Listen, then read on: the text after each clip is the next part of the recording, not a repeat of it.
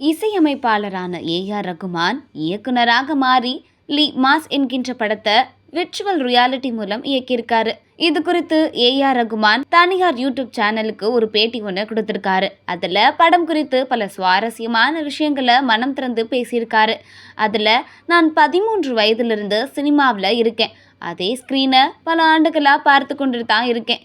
ஏன் சினிமா இப்படியே இருக்கிறது, வேற ஏதாவது செய்யலாமே அப்படின்னு யோசனை எனக்குள்ள தோணுச்சு. அந்த நேரத்துல தான் என்னுடைய நண்பர் ஒருவர் விர்ச்சுவல் ரியாலிட்டி மூலமா சில மாற்றம் செய்ய முடியும்னு என்னட்ட சொன்னாரு. அப்போ நான் இதை பற்றி என்னுடைய முன்னாள் மனைவி சாய்ராவிடம் சொல்லியிருந்தேன். அவர் ஒரு கதையை உருவாக்கி என்னிடம் சொன்னாங்க. ஒரு சின்ன பொண்ணோட அப்பா அம்மாவை கொலை பண்ணிட்டாங்க. அந்த பொண்ணு வாசனை வச்சு அம்மா அப்பாவை கொன்றவர்களை கண்டுபிடிப்பது தான் அது.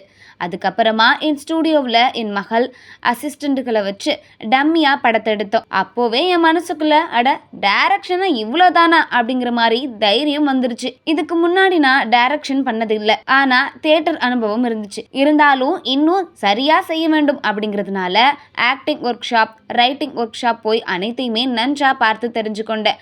அப்போதுதான் என் நண்பர்கள் நீயே பண்ணுன்னு சொல்லியிருந்தாங்க. நானே செஞ்சுட்டேன். அதை தொடர்ந்து தொகுப்பாளி டிடி அவர் இசையமைத்த மன்னிப்பாயா மன்னிப்பாயா என்ற பாடலை பற்றி கேட்க, அனைவரிடத்திலும் நான் மன்னிப்பு கேட்க வேண்டும். என் குடும்பம், என் மகளிடம் மன்னிப்பு கேட்க வேண்டும். அனைவரிடத்திலும் நான் மன்னிப்பு கேட்க வேண்டும். என் குடும்பம், என் மகளிடம் மன்னிப்பு கேட்க வேண்டும். குறிப்பா என் முன்னாள் மனைவி சாய்ராவிடம் மன்னிப்பு கேட்க வேண்டும் அப்படின்னு சொல்லியிருக்காரு. பின் உசுரே நீதானே பாடல் குறித்து பேசியவர், என் உசுரே என் ரசிகர்கள் தான், அவங்க இல்லைனா என் வண்டி ஓடாது.